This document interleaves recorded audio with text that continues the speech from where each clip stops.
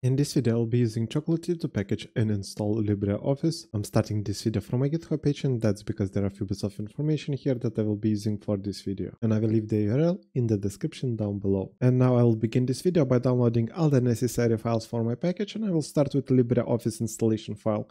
And for that, I will use the link that I have here that brings me to the LibreOffice download page. Here I will click on the download button, and then I will go back to my GitHub page. Because here I have this NuGet package called template, and I will be using it to create my Chocolatey package.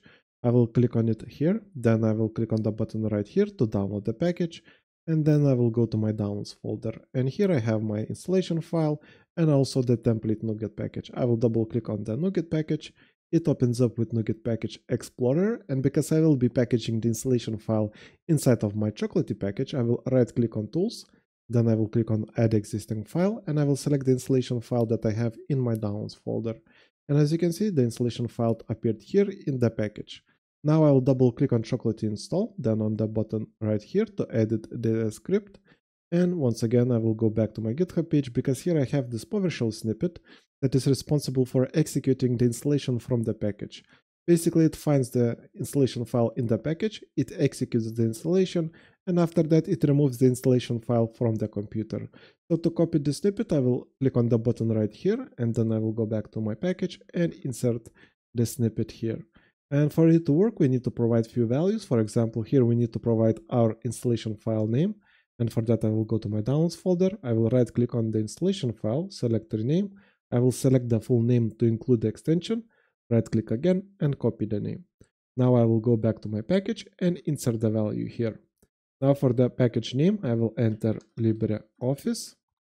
For the file type, I will enter MSI because our installation file has .msi extension. And we need to provide silent switches because we want Chocolatey to execute the installation silently. And for that, I will go back to my GitHub page. And here I have the silent switches that I will be using. So I will copy by clicking on the button right here, then going back to the package and inserting the values here. Now we can save the snippet by clicking on the save button, and let's go back to our package. And now I need to provide few bits of information about the package here, so I will click on this edit button. For the package ID, I will enter LibreOffice. Then for the package version, I will enter 7.6.4, and we can see the version number on the installation file name right here.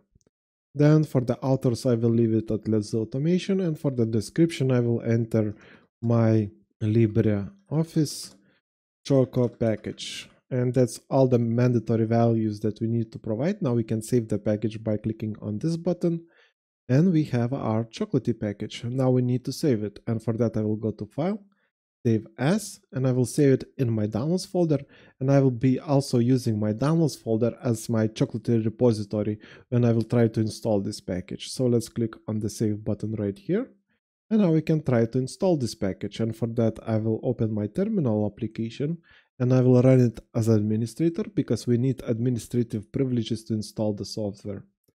And now let's try to enter the installation command, and it's choco install. Then we need to provide our package ID that we entered here.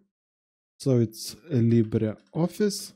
And because I'm using my downloads folder as my Chocolatey repository, I need to add -s and then provide my Chocolatey repository location. So it's D drive and downloads folder. And I will also add -y.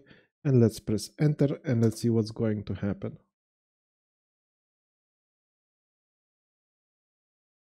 And it seems that the package was successfully installed. If I minimize my Chrome window, we can see LibreOffice desktop shortcut right here. I will click on it.